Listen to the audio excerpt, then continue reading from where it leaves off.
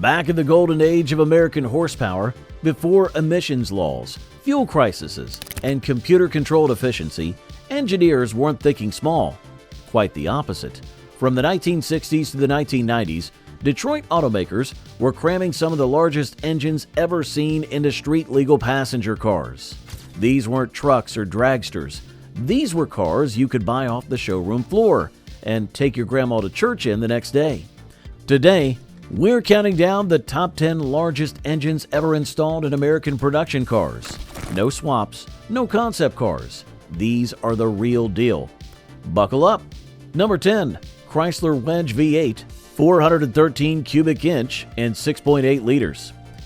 We start the list with a bit of a sleeper. The 413 cubic inch Chrysler Wedge. Introduced in 1959, this engine powered everything from full-size Chryslers to ambulances and police cars. But the real gem? The 1960 Chrysler 300F. This wasn't just a luxury car, it was a rocket in disguise, with 375 horsepower and cross-ram intake manifolds that looked like something out of a sci-fi movie. The 413 laid the groundwork for Chrysler's dominance in both muscle and Mopar madness throughout the 1960s. Number 9. Chevrolet 427 ZL1 L88, 427 cubic inches, in a 7.0-liter engine. Chevrolet's 427 is legendary, but the L88 and ZL1 versions, they're next level. The L88 was a racing engine disguised as a street engine. Chevy downplayed its performance to avoid scaring buyers or alerting regulators. On paper, 430 horsepower. In reality, closer to 560. And the ZL1, all aluminum. Only 2 Corvettes got it. It was a $4,000 engine option in 1969. That's nearly $35,000 today. These engines made the Corvette and COPO Camaros of the late 60s absolute beasts. Rare, expensive, and brutally fast. Number 8. Chrysler 426 Hemi, 426 cubic inches in a 7.0-liter engine. You knew it would show up on this list, the 426 Hemi. Nicknamed the Elephant Engine because of its size and power, the Street Hemi was born from NASCAR domination. With its hemispherical combustion chambers, massive ports, and 425 factory horsepower, this thing turned every Plymouth and Dodge it touched into a street legend. But it was also expensive and finicky. You had to adjust the valves regularly. It ran rough in traffic, and it didn't like low octane. This was no commuter motor, unless you were commuting to the drag strip, that is. Number 7. Ford 429 Cobra Jet, 429 cubic inches in 7.0 liters. In the war for muscle car supremacy, Ford dropped the 429 Cobra Jet into the Torino Cobra and Mustang Boss 429. This engine was big, but not just in size. It had canted valves, massive heads, and 370 to 375 horsepower depending on trim. The Boss 429 Mustang was barely a Mustang at all. Ford had to widen the front end and re-engineer the shock towers just to fit the thing. Fun fact, the car actually underperformed until you modified it. But once you did, you had a world-class street brawler. Number 6. Chrysler RB 440, 440 cubic inches and 7.2 liters. The 440 wasn't Chrysler's flashiest engine, but it was its most versatile. It powered everything from the Dodge Charger RT to the Chrysler Imperial, and even station wagons. Available in everything from 4-barrel to 6-pack carb setups, it delivered massive torque with effortless delivery. Mopar fans swear by it because it was reliable, easy to upgrade, and sounded incredible with straight pipes. This was a big block you could actually live with. Number 5. Chevy 454 LS5 LS6, 454 cubic inches and 7.4 liters. When Chevy decided to go full beast mode, they built the 454 LS6. In the 1970 Chevelle SS, this thing made a ridiculous 450 horsepower and 500 pound-feet of torque. It was the peak of the muscle car era, the moment before insurance rates and government regulations crashed the party. These cars were brutally fast, especially for the time. quarter miles in the low 13s, sometimes 12s with slicks, and they were street legal.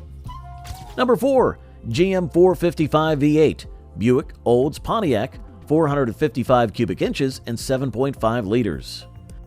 3 divisions, 1 displacement, and very different personalities. Buick's 455 made an eye-watering 510 pound-feet of torque. The Oldsmobile 455 was smooth and durable, and Pontiac's version had serious top-end power. The Buick GSX could roast the tires all the way through second gear without even trying. That's luxury muscle done right. Each one had its quirks, but all 3 455s proved that GM knew how to build torque monsters. Number 3. Ford 460 V8, 460 cubic inches and 7.5 liters. You won't find this one in any muscle car, but you will find it in Lincoln Continentals, LTDs, and Ford wagons. The 460 wasn't built to scream, it was made to cruise. Smooth, silent, and confident. It made up to 365 horsepower in early versions and soldiered on through the 1990s in everything from cars to RVs. If you wanted to tow your boat and bring your entire family in comfort, this was the engine. Number 2. Cadillac 472 V8, 472 cubic inches and 7.7 liters. In 1968, Cadillac dropped the 472 into the DeVille and Fleetwood. It wasn't about speed though, it was about effortlessness. You could be doing 80 miles per hour on the freeway and not even hear the engine. That was the Cadillac promise: smooth, quiet dominance. This engine then set the stage for something even bigger. Number 1.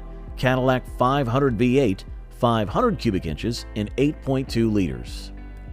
Here it is, the King, the biggest engine ever installed in an American passenger car, the Cadillac 500. Introduced in 1970 in the Eldorado, it made 400 horsepower and 550 pound-feet of torque in early versions. That's diesel truck territory, and it was powering a luxury coupe.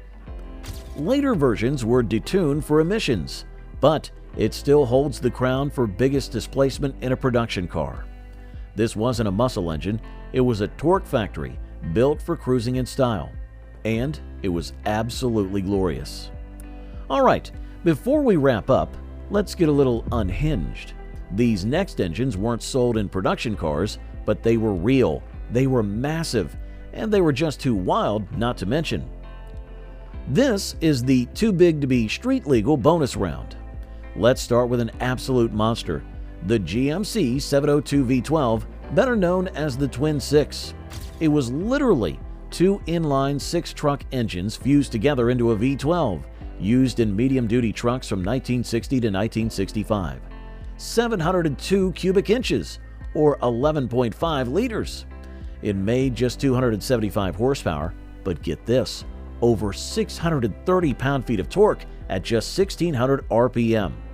This engine was never put in a production car, but rumor has it a few hot rodders swapped them into custom builds just for the flex.